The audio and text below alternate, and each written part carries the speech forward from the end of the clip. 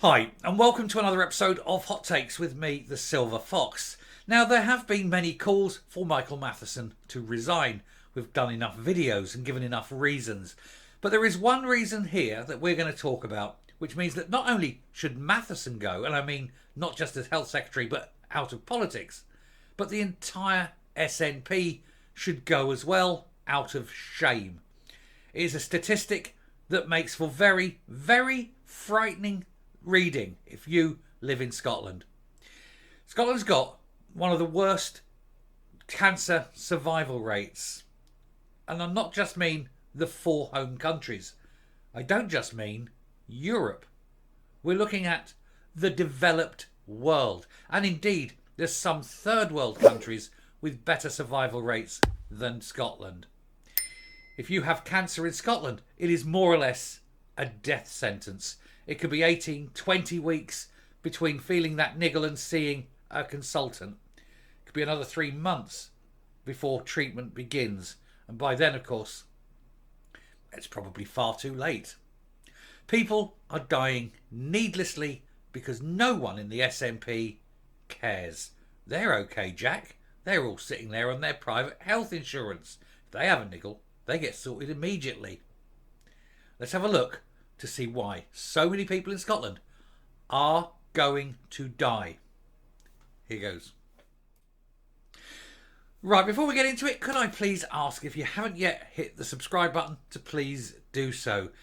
We struggle because we're political in nature and YouTube does push political channels down. And so by subscribing, you lift us up and we can get messages like this out. This is so important. People need to know, because this has to change and you can help change it by helping us spread the word. But it must change. People will die. You will know people that will die needlessly because nobody wants to even bother treating cancer in Scotland now. It's cheaper to let people die than it is to save them because the cost of saving people with cancer is so high. They can't afford to do it. The NHS in Scotland is so broke, although of course they can afford to extend their embassy network. So that's okay. Anyway, Scotland revealed as one of the worst countries in the developed world for cancer survival rates. I'm not surprised. I don't think anyone is.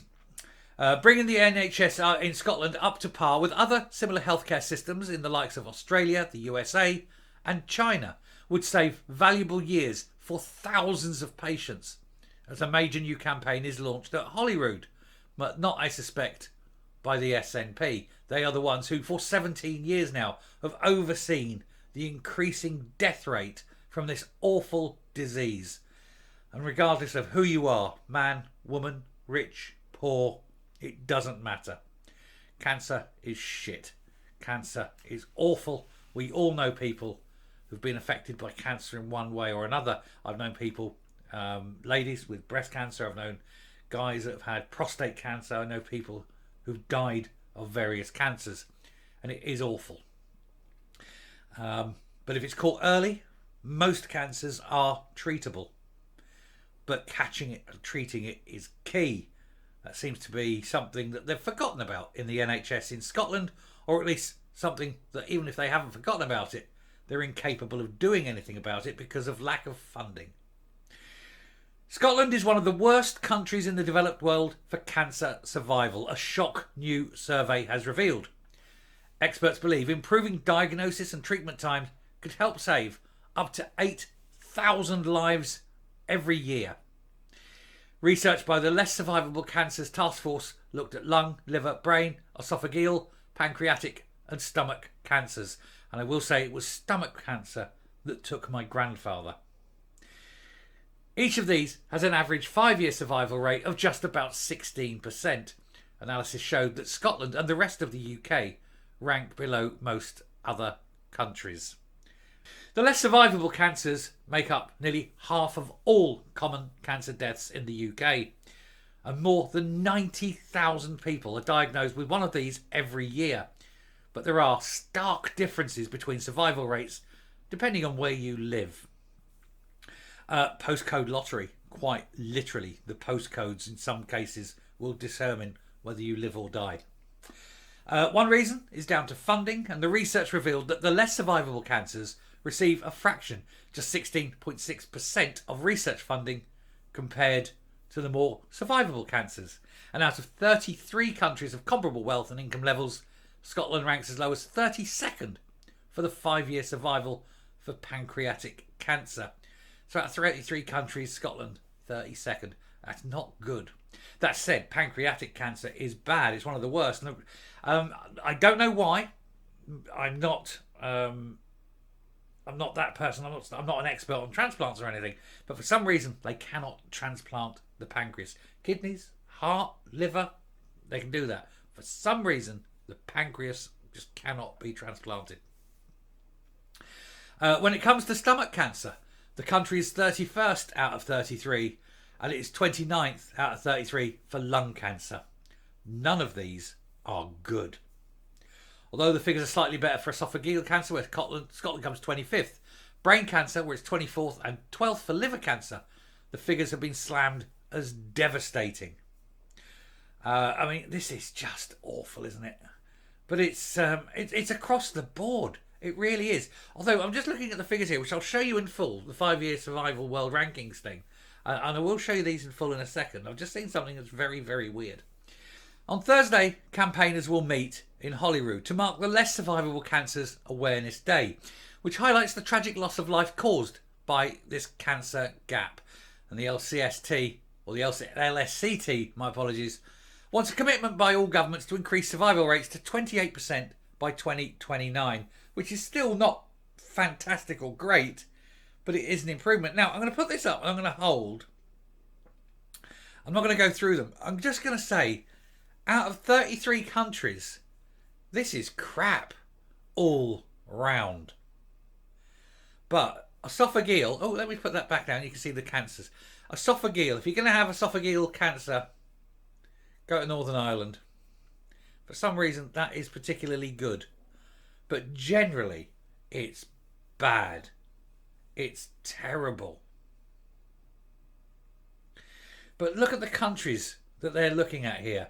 Korea, Belgium, USA, Australia, China, Canada, Switzerland, Taiwan, Norway, Germany, Singapore, Ireland, Portugal, Turkey, Sweden, Italy, Netherlands, Latvia, France, New Zealand, Estonia, Denmark, Spain, Poland, Slovenia, Russia, Czech Republic and Thailand.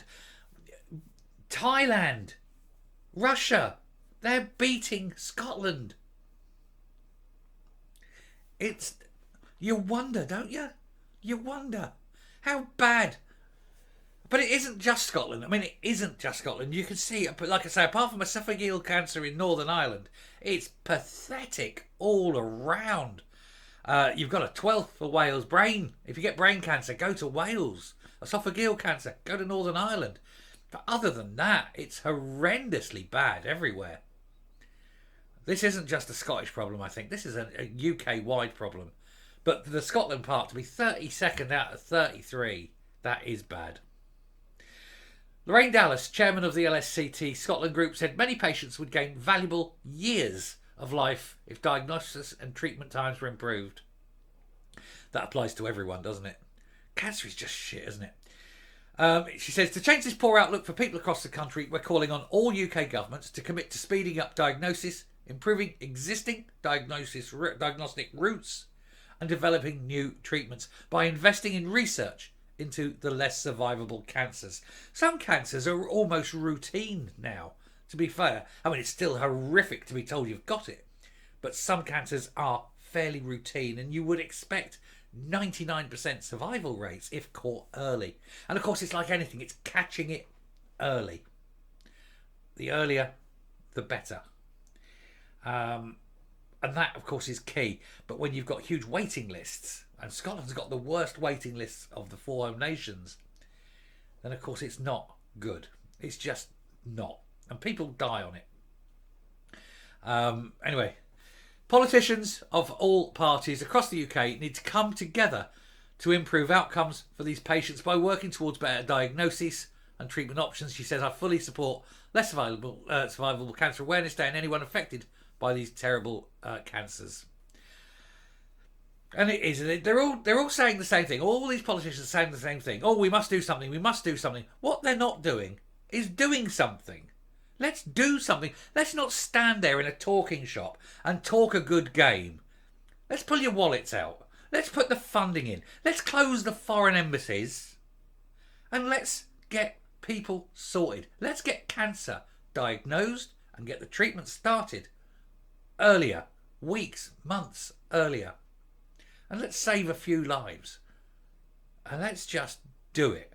Because the earlier and the quicker you can get your treatment started, the better. And screw the cost. Human life is more important than a bunch of wankers having a beano in a foreign office. I'll stop and come up, but it is angry. I'm going to get angry about it, but I shouldn't get angry. But, I think we all agree, cancer is shit. Let's put an extra 20 million in. Just 20 million, it's not a lot. By the time they expend all these new embassies, that's 20 million a year. Let's put that money into cancer treatment and get a few people saved. Get a few people where the families aren't going to be disrupted and destroyed. Where somebody can enjoy themselves a little bit longer. Watch their children grow up. Watch their grandchildren be born. Isn't that more important than a bunch of wankers in a foreign office? I think so. Coming up. When something can be done, but decisions are made to not do it. When somebody's life could be saved, and these politicians decide that it's not worth it, and that they'd rather spend the money elsewhere. When you're watching children lying in a hospital bed, dying of cancer, and watching as Air Miles Angus get on a plane for the 14th time this year, it makes you wonder, doesn't it, why you voted for the SNP. And of course, here I'm talking to the SNP voters. For the rest of us, we didn't vote for them. We didn't vote for Angus to piss off around the world on his jaunts. We didn't vote to ensure all the pushing of transgenderism and the money wasted on court cases trying to make men with mental illnesses be treated as women. All that money wasted on those. All the money wasted on the foreign junkets. All the money wasted on just about everything you care to mention. Not a single penny of it going to where it really matters. Saving lives. Millions a year. Millions spent on independence. And still people die because their cancers are untreated. Not that they don't know they've had them. They've been diagnosed. They just don't have the money to treat them. But hey, they can always read a glossy brochure on independence as they lay dying in their hospital bed. Sure, that'll cheer them up no end. Immoral and evil. That's the SNP for you. I'll stop there. Thank you very much for watching. Do please hit the subscribe button. We must get this message out. Do please hit the like button. That also helps. Till next time, stay safe, stay well, and stay angry with these evil, degenerate wastrels. Bye.